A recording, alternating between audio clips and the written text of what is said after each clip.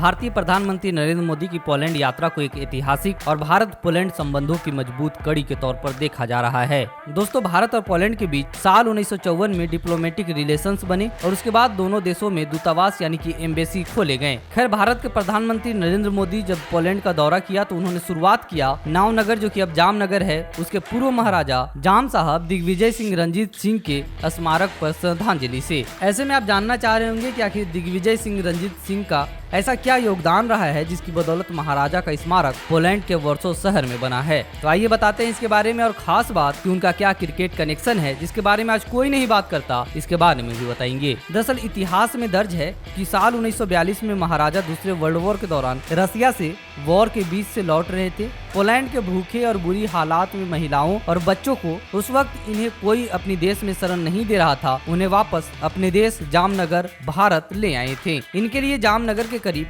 बालचाड़ी नाम के गांव में रहने का इंतजाम किया गया। यही नहीं, इन्हें न सिर्फ एक अच्छी जिंदगी दी बल्कि 1000 से ज्यादा बच्चों के लिए पॉलिश चिल्ड्रन कैंप लगाए गए, जहां उन्हें अपने देश की पढ़ाई मिली। काम अधूरा नहीं छोड़ा और कई सालों बाद सामान्य हालात होने पर ये जिस भी देश जाना चाहते थे उन्हें भेज दिया गया। तब कहते थे कि उन्होंने यानी कि महाराजा ने भारत में छोटा पोलैंड बसा दिया है। यही नहीं, पोलैंड ने भी उनके इस योगदान को कभी नहीं भुलाया। आज भी वहाँ उन्हें प्यार और सम्मान से याद किया जाता है। इसीलिए महाराजा के निधन के बाद एक क्रॉसिंग का नाम उनके नाम पर दिया गया। उनके सम्मान में वार्सो में एक स्मारक बनाया गया। उनके नाम पर एक स्कूल है और उन्हें पोलैंड गणराज्य की commander cross of the order of merit से भी सम्मानित किया जाता है। इस सब की चर्चा यहाँ क्यों हो रही है? दरअसल इसकी एक खास वजह है कि दिग्विजय सिंह रंजीत सिंह की क्रिकेट कनेक्शन जिस पर कोई ध्यान नहीं देता। जैसा कि हमने आपको पहले भी बताया, दरअसल ये दिग्विजय सिंह रंजीत सिंह जी कोई और नहीं बल्कि इंग्लैंड के लिए टेस्ट खेलने वाले पहले रंगीन क्रिकेटर, जिन्हें आप रणजी के नाम से जानते हैं। उनके नाम पर भारत में घरेलू टूर्नामेंट भी चलता है। इनका पूरा नाम केएस रंजीत सिंह था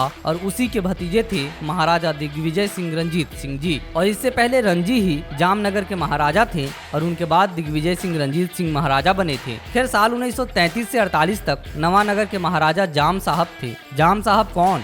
वही रणजी, जिसे आप रंजीत सिंह जी के नाम से जानते हैं। दरअसल रणजी ने उनकी पढ़ाई यानी कि दिग्विजय सिंह की पढ़ाई, उसका पूरा इंतजाम भारत से इंग्लैंड में किया और वे पढ़ाई के साथ साथ अपने चाचा की तरह क्रिकेट भी खेलते थे। जी हाँ, हालांकि वे रणजी की तरह क्रिकेट को ज्यादा समय नहीं दे पाए, लेकिन उनके नाम एक फर्स्ट क्लास मैच का रिकॉर्ड दर्ज है। इनकी 2 पारी में 6 रन बनाए थे। ये मैच 1933 से लेकर के 1934 तक खेला गया और तब डगलस जार्डिन की एमसीसी टीम अपने भारत और सिलोन, जो कि अब श्रीलंका है, उसके टूर के दौरान भारत में थी। उनका क्रिकेट कनेक्शन यही खत्म नहीं होता है। 1928 में बीसीसीआई की स्थापना हुई थी। इसके बाद अगर आप प्रेसिडेंट के नामों पर गौर करें तो आपने देखा होगा कि पहला प्रेसिडेंट ग्रांट गोवन थे, जो कि 1928 से लेकर 1933 तक रहे।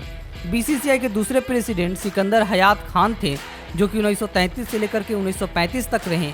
बीसीसीआई के तीसरे प्रेसिडेंट हमीदुल्लाह खान थे, जो कि 1935 से लेकर के 1937 तक रहे। इसके बाद अगर आप गौर करेंगे तो आप देखेंगे कि एक नाम होगा दिग्विजय सिंह जी रंजीत सिंह जी। यह 1937 से लेकर 1938 तक बीसीसीआई के प्रेसिडेंट की भूमिका में भी रहे। हालांकि इसके बावजूद महाराजा की स्टोरी एक चर्चा का विषय नहीं है। तो दोस्तों, ये थी उस शख्स की कहानी जिसने पोलैंड वासियों पर भी बड़ा उपकार किया, क्रिकेट में भी बड़ा नाम कमाया, यहाँ तक कि बीसीसीआई के प्रेसिडेंट भी रहे। उम्मीद है कि आपको इसके बारे में पता होगा, नहीं तो यही थी हमारी आज की वीडियो। मिलते हैं फिर एक नए वीडियो के साथ, तब तक के लिए आपसे लेते हैं विदा। धन्यवाद।